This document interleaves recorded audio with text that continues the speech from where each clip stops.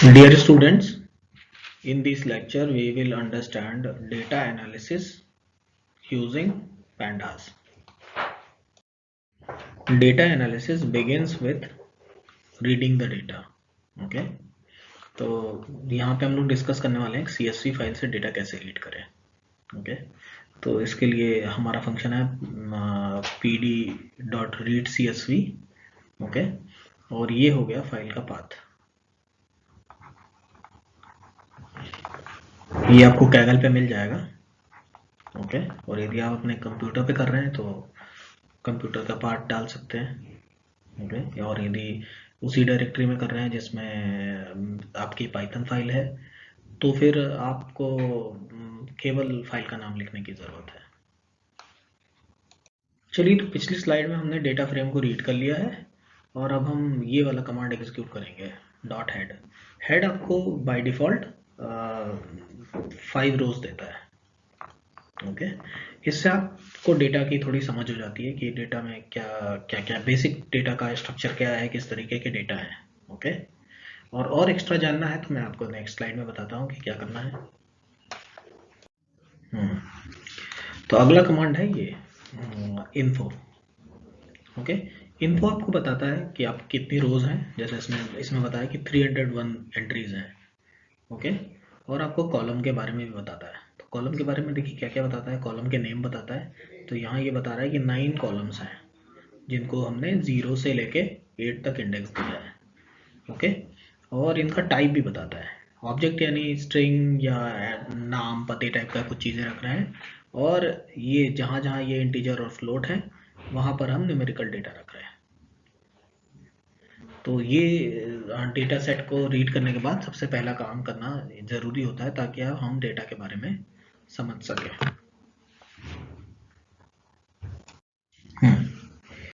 एक दूसरा कमांड है जिससे हमें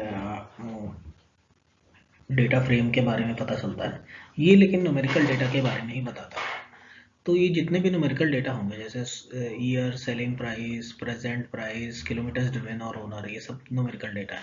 तो इनके बारे में कुछ बेसिक न्यूमेरिकल चीज़ें बताता है. जैसे कितना काउंट है, क्या मीन है, क्या स्टैंडर्ड डेविएशन है, क्या मिनिमम है, क्या मैक्सिमम है, 25% ऑफ द डेटा किसका है, 50% कहाँ तक है, 75%. यानी इससे आपको पूरा ओवरव्यू मिलता है. ठीक है, आपको डेटा की सेंट्रल टेंडेंसी और डेटा का डिस्ट्रीब्यूशन दोनों पता चलता है.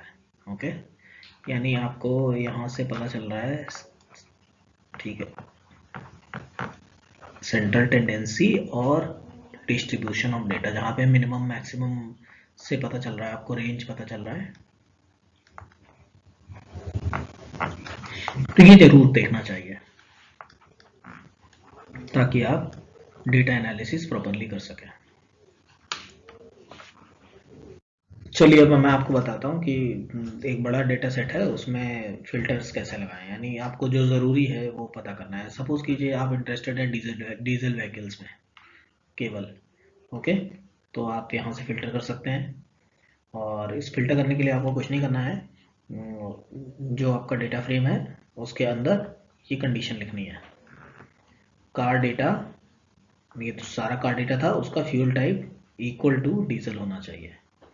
तो ये इस तरीके से आपको आउटपुट दे देगा. अब देखिए, मैंने पिछली स्लाइड में अपना रिक्वायर्ड डेटा निकाला था, लेकिन हम लोग ये भी जानने में इंटरेस्टेड होते हैं कि आखिर यदि मैंने जब फ्यूल टाइप डीजल लिया तो कितने हमारे पास ऑप्शंस आए, यानी कितनी डीजल व्हीकल्स हैं. तो जवाब इसे इसे दो तरीके से कर सकते हैं. तो पहले ये देख लेते हैं शेप. ओके, तो शेप लिखते हैं तो रोज और कॉलम्स दोनों आ जाती हैं. ओके, तो यानी ये एक 2 डायमेंशनल चीज़ है. तो शेप 0 लिखेंगे तो पहले ये 60 आ जाएगा, यानी नंबर ऑफ रोज आ जाएंगे, और शेप 1 लिखेंगे तो कॉलम आ जाएगा. यानी कुल मिला के हमको यदि काउंट करना है कि हमने जो भी अपना फिल्टर लगाया है और फिल्टर करके जो हमने रिक्वायर्ड डेटा निकाला है उसमें कितने रोज और कितने कॉलम्स हैं, तो ऐसे निकल सकते हैं. दूसरा मेथड ये है, काउंट फंक्शन का हम यूज़ कर सकते हैं. यहाँ पे देखिए पूरा ये रो नेम्स भी लिख रहा है और यहाँ पे कितना है कॉलम नेम कितनी कितनी बार रिपीट हुए. ये दे देता है। तो आपको जो भी फंक्शन आपको सही लगे आप उसको यूज़ करिए।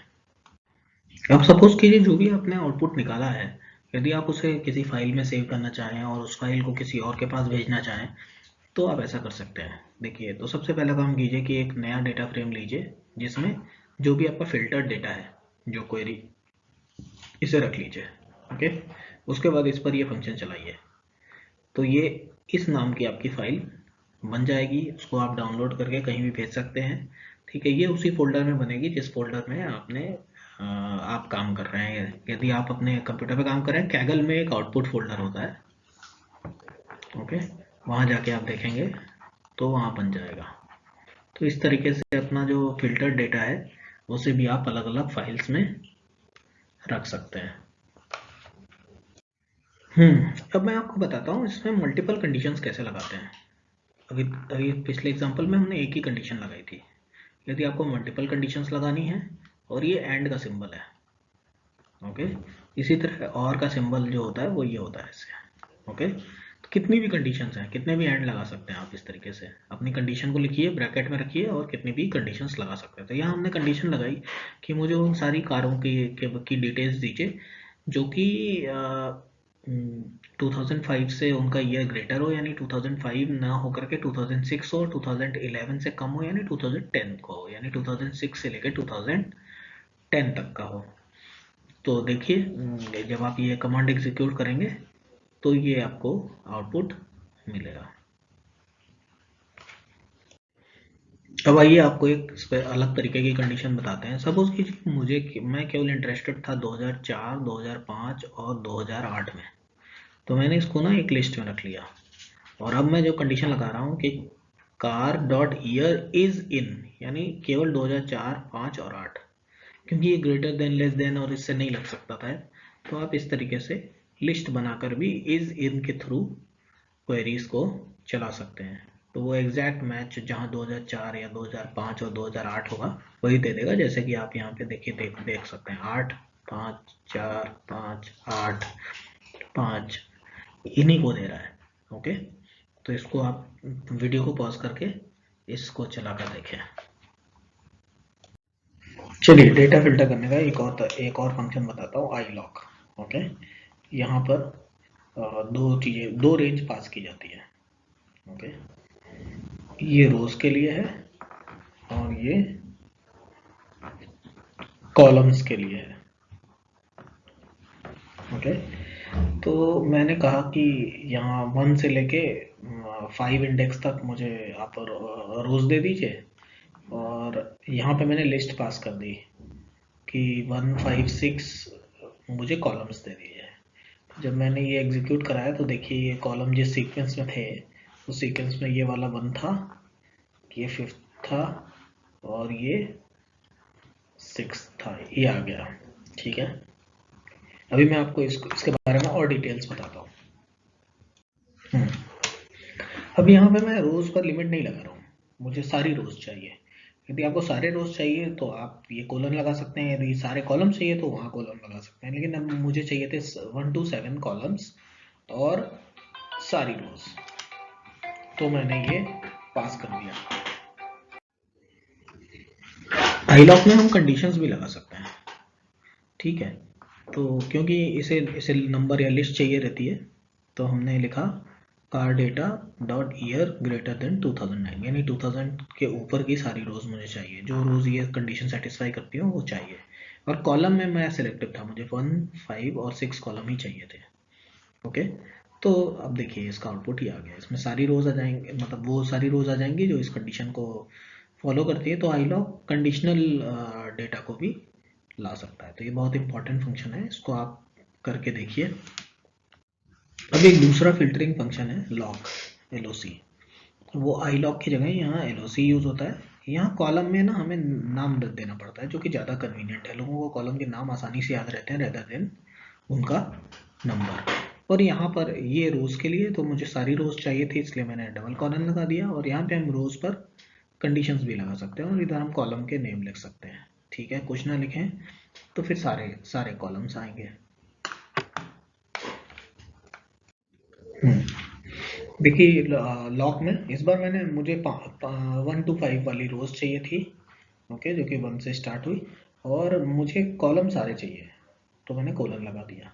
ओके, तो जहाँ आप ये कोलन लगा देंगे वहाँ पे आपको सारी रोज या कॉलम्स मिल जाएंगे।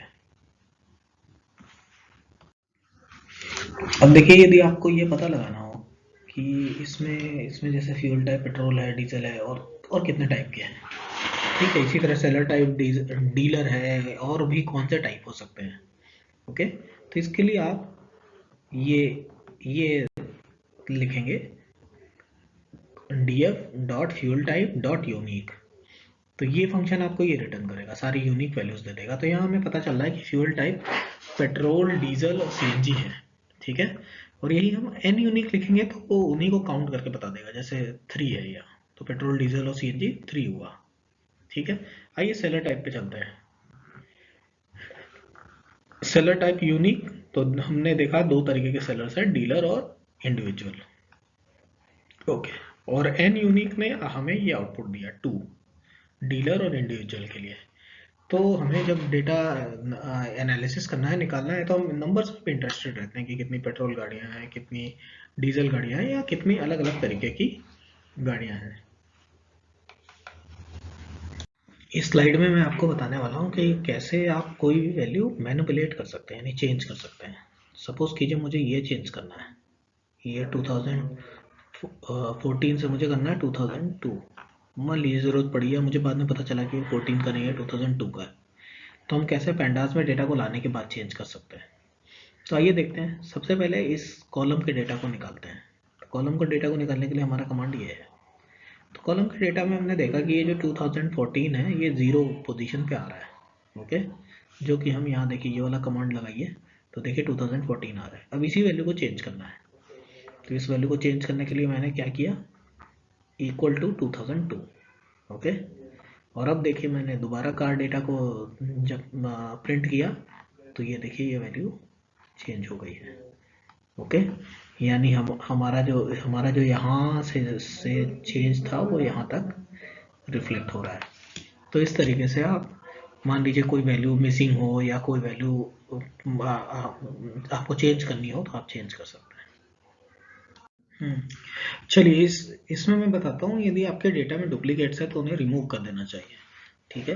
तो कैसे रिमूव करते हैं, ये वाला, ठीक है। तो आप इसे रन करा के जब देखेंगे तो आपको पता चलेगा कि उसमें से 301 जो डेटा थे उसमें से 2 डुप्लीकेट होंगे, तो आपको 299 जो डेटा है वो आपको मिल जाएगा, ओके। मान लीजिए हमसे पूछा जाए कि कौन सा डेटा डुप्लीकेट था, आप उसका पता लगाइए। तो एक फंक्शन होता है डॉट डुप्लीकेटेड, तो ये फॉल्स वहाँ रिटर्न करता है जहाँ डुप्लीकेट डेटा ना हो, और ट्रू वहाँ रिटर्न करता है जहाँ डुप्लीकेट डेटा हो। तो चलिए ठीक है, मैं यहाँ पर इसको पास कर देता हूँ। तो जहाँ जहाँ भी ट्रू रिटर्न होगा, ओके, जहाँ जहाँ भी इसकी वैल्यू ट्रू होगी, उस इंडेक्स का जो डेटा है, यानी उस रो के इंडेक्स का डेटा यहाँ पर आ जाएगा। तो ये देखिए ये वो 2 डेटा था जो रिपीटेटिव था, ओके। तो इसको हटाना इसलिए ज़रूरी है, अदरवाइज ये एडिशनल डेटा की तरह काउंट हो जाएगा, आपके एवरेज को, मीन को बाइफरकेट कर सकता है, मीन्स इसको डिस्टर्ब कर सकता है। तो हमेशा डुप्लीकेट्स को हटा लेना चाहिए कोई भी डेटा एनालिसिस करने से पहले। तो चलिए आज के लिए इतना ही, और इसके बाद आपको क्वेश्चंस दिए जाएंगे जो आपको करने हैं।